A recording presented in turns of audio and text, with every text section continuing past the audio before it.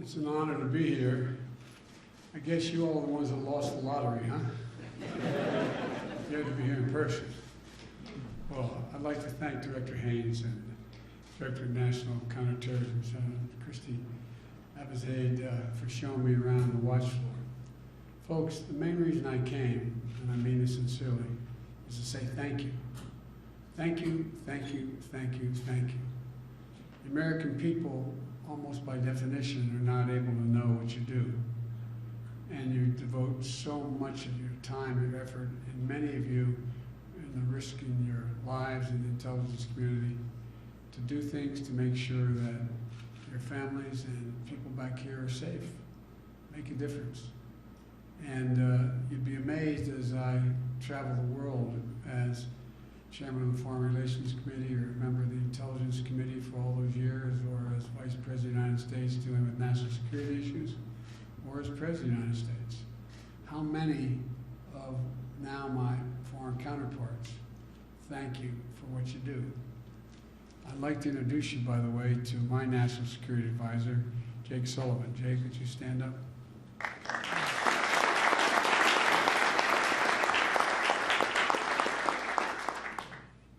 And, you know, the leaders of many of our intelligence agencies are here today, and I thank you for your diligence and keeping our country safe and your commitment to supporting your teams. Because if there's anything a team sport, it's what y'all are doing.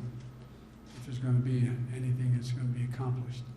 Because the people I most want to honor and thank today are the intelligence professionals whose names the public is never ever going to know, never have any notion what you've done for us. The analysts, the linguists, the collectors and field officers, scientists, support staff, so many others who are real experts whose careers started much longer before my administration, and whose service to our nation is going to extend well beyond my presidency. You know, you're the eyes and ears around the world and the front lines of our national defense, and in many cases, for the world through us. And you serve the American people no matter which political party holds power in Congress or the White House. It's so vital that you are and should be totally free of any political pressure or partisan interference. It's basic. And I want to be absolutely clear that my administration is getting us back to the basics, I promise you, you will never see a time while I'm President of the United States or my administration in any way tries to affect or alter your judgments about what you think the situation we face is. I'll never politicize the work you do. You have my word on that. It's too important for our country. Getting back to basic also make sure the IC scrupulously acts within the legal constraints and abides by our strong traditions of internal and congressional oversight, including respect for whistleblower protections. And it also means understanding that much of the work you must do is in secret, but necessary and for the sake of safety. But we should strive to be as open as possible with the American people about the nature of the threats we face and just how serious they are and they aren't. Every one of you joined up because you believe in being part of something that's bigger than yourself, especially you guys and women in uniform, bigger than yourself. You're patriots. It's a word that we use lightly, but I mean it. It's not, I don't use it lightly. I really don't. My son who spent a year in Iraq and died was a patriot. He wasn't just somebody else. You all are patriots. You risk your lives and your sacred honor for all that we need to have done for us. And you believe in the American idea.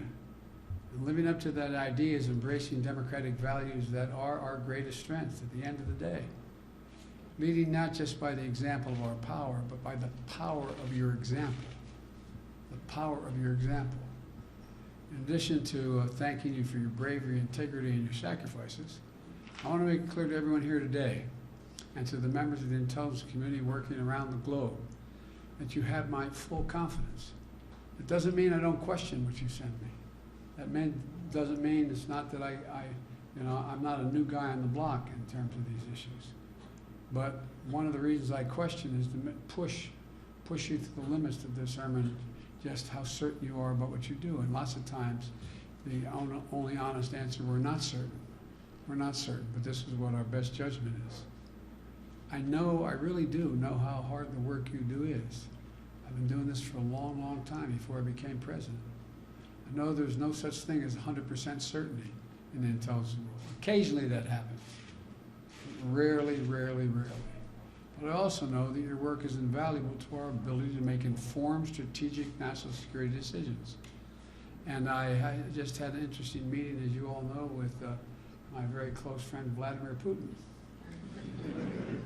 I can tell. One thing, I've been dealing with world leaders a long, long time.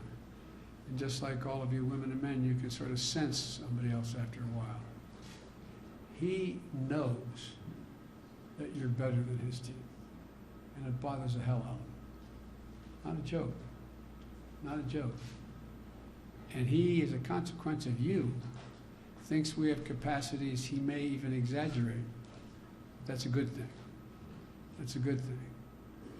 You know, one of the things I miss most during the 4 years between my time serving as vice president and being a professor at a college, and I mean this sincerely, from the time I was 31 years old, every morning I woke up and got in a train to come to, I commuted every day from Delaware after my wife and daughter were killed.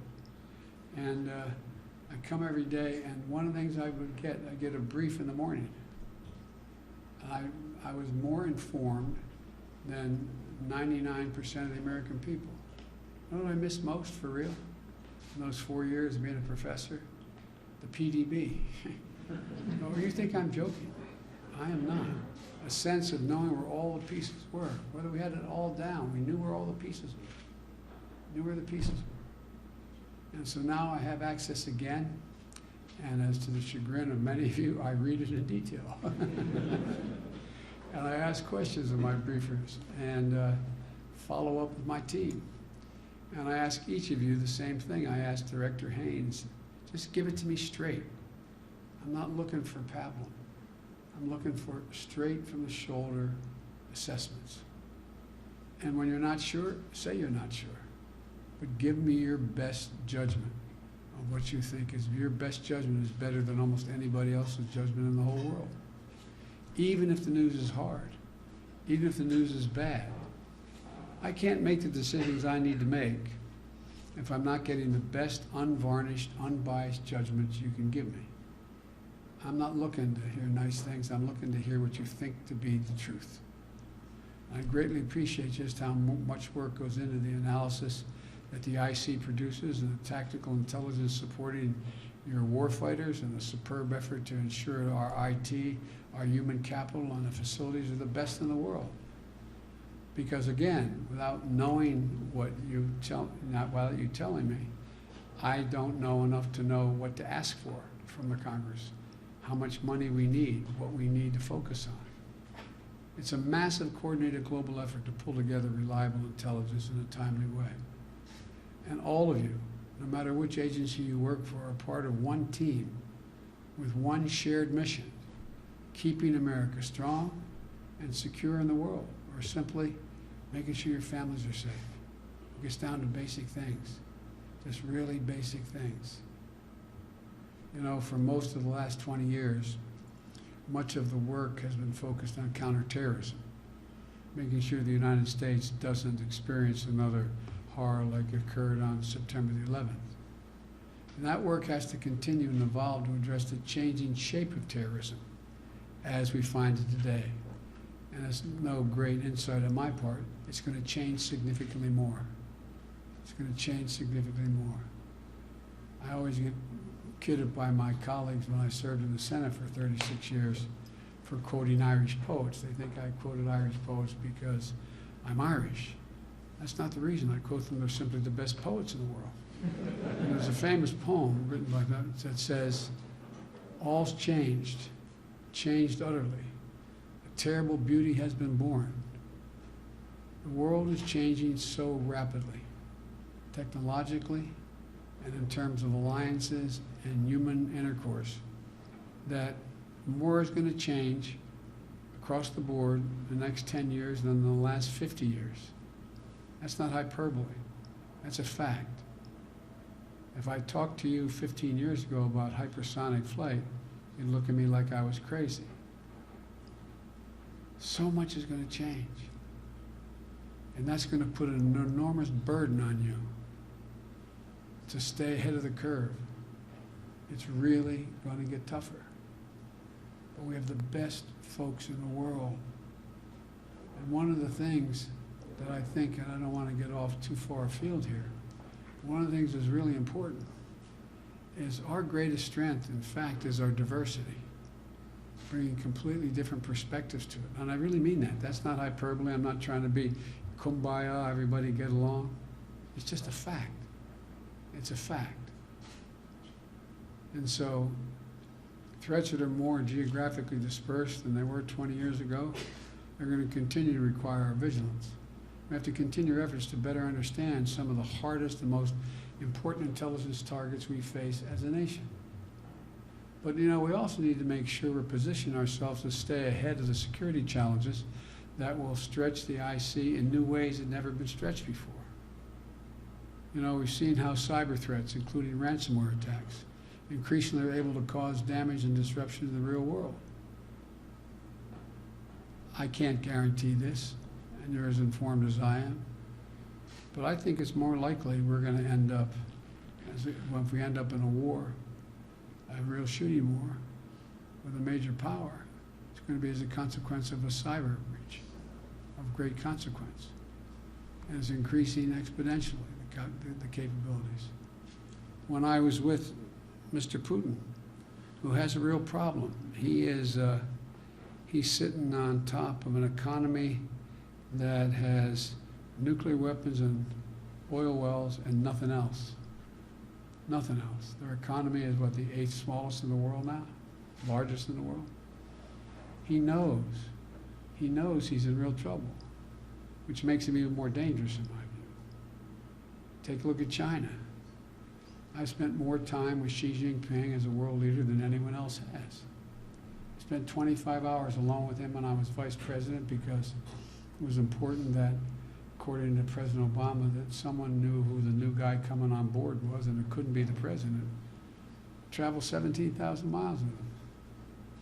I've sat with him, with me, and just an interpreter. Each of us have a simultaneous interpreter. He is deadly earnest about becoming the most powerful military force in the world, as well as the largest and most prominent economy in the world by the mid-40s, 2040s. It's real.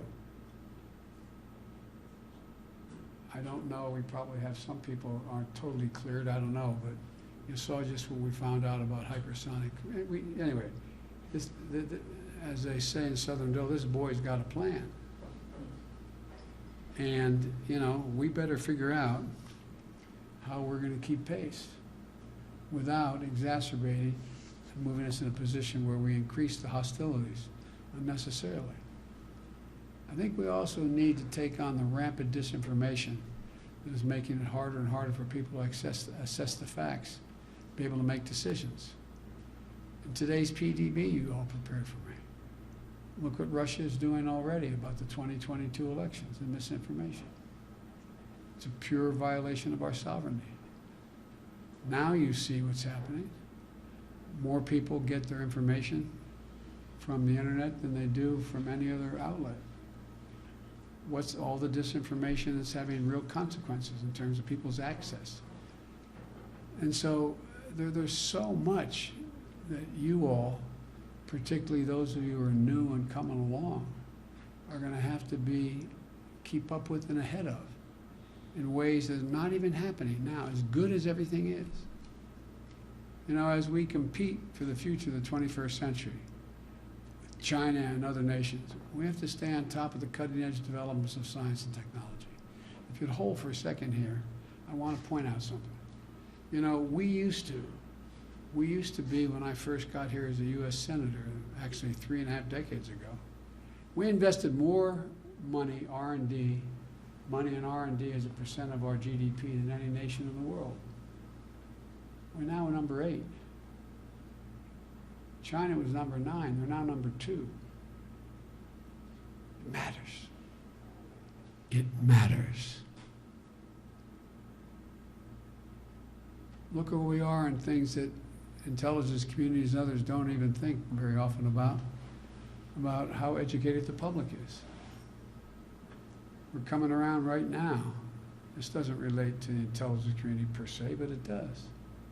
Think about it. If we were having a debate that was taking place in the United States in the late 1890s and the early 1900s about public education, do you think any of us would say 12 years of free public education was enough to compete in the 21st century? Not a joke. Think about it. What do you think? I don't think there's a shot if we were doing that today.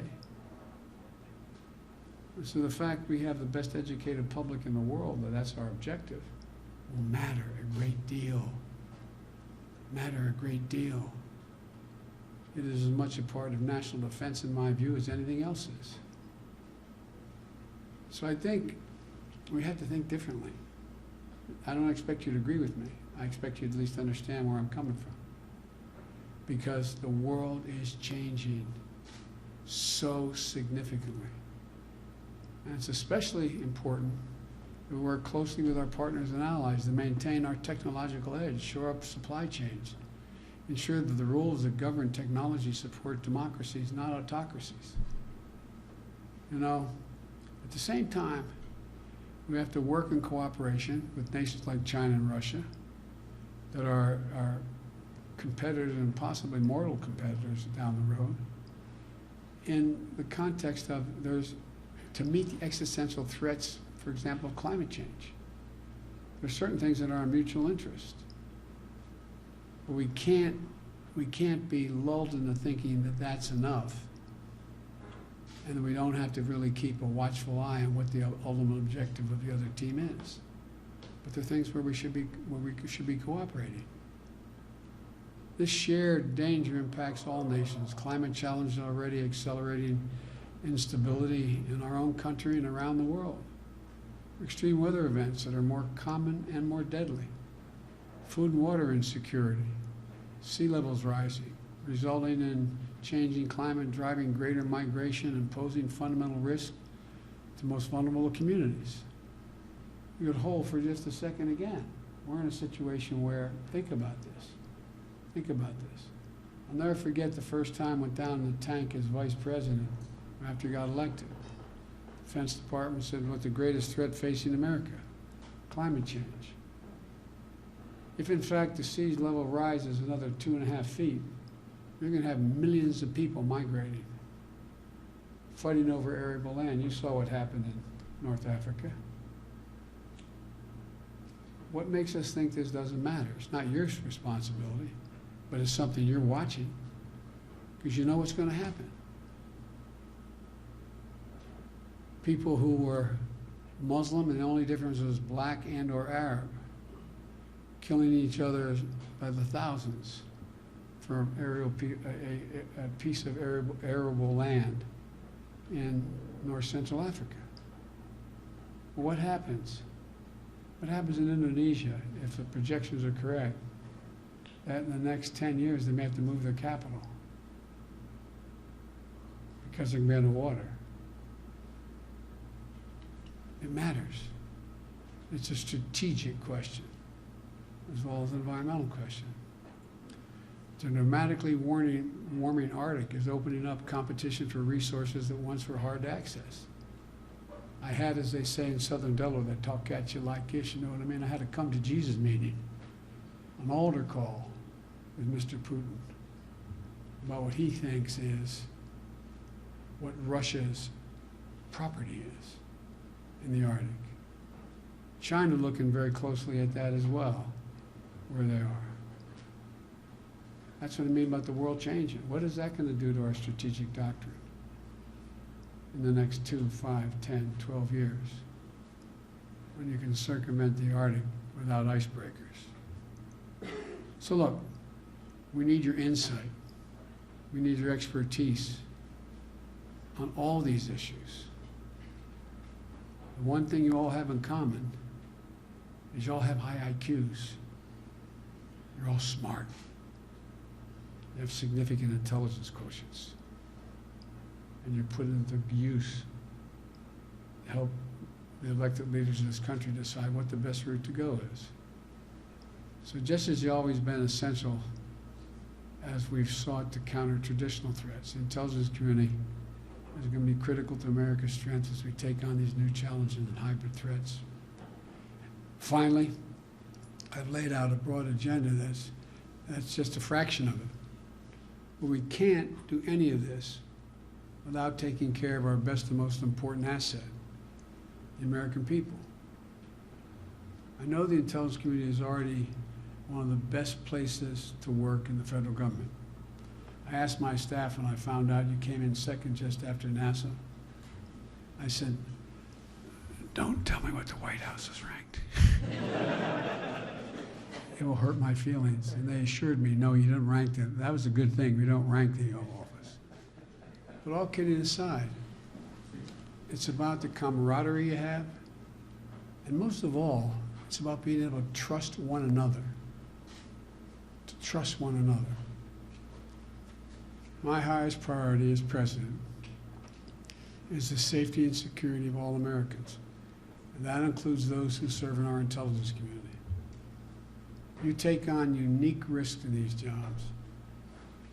And we're taking the cases of anomalous health incidences that are affecting intelligence officers, government officials, and their families very seriously, for example. My administration is coordinating a government-wide effort to respond to these incidents because this challenge demands that departments and agencies, including the entire intelligence community, work together with urgency. Talked about changes. What's going to happen as we move on and we're able to develop around the world pathogens that can be transmitted to societies and communities? It may not be a nuclear weapon. It may not be a hypersonic missile. It may not be any of the things we think of. But think about it. Just think about what's happened with one. I'm not suggesting it was intended. A lot more need to know. But think what's happened. More people have been killed in the United States of America because of COVID than in every single major war we fought. Combined, every single one.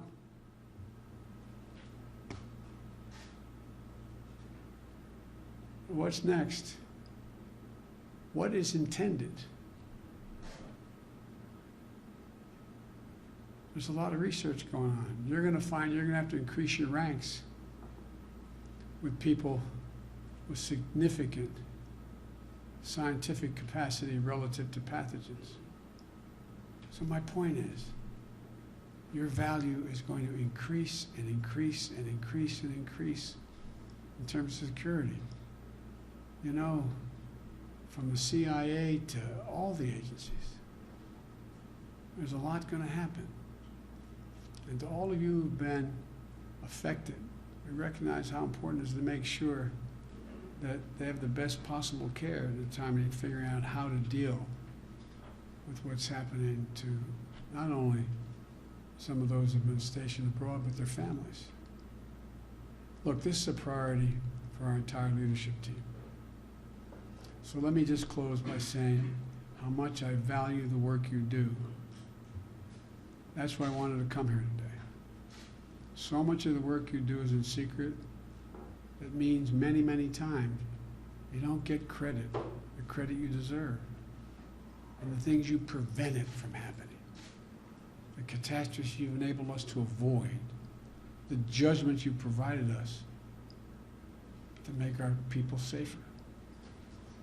And America probably never going to learn about the lives you've saved or the disasters that never come to pass because of your diligent professional intelligence work. But I want you to know, I know. For the time being, at least as long as I'm around, I know. And on behalf of the American people, thank you all for what you do every single day. And we're grateful. We're grateful that you're there for us. We're safer because of your dedication, your honesty, your integrity, and your significant intellectual capacity to act in our interest. We're stronger because of your insight. We're a more noble nation because of your insight. And American lives have been saved repeatedly because of your insight. I know it may sound like hyperbole, but from the bottom of my heart, I thank you. I thank you for all you do and continue to do. And may God bless you all, and may God protect our troops and all those patriots serving in harm's way, because a lot's still there. Thank you, thank you, thank you.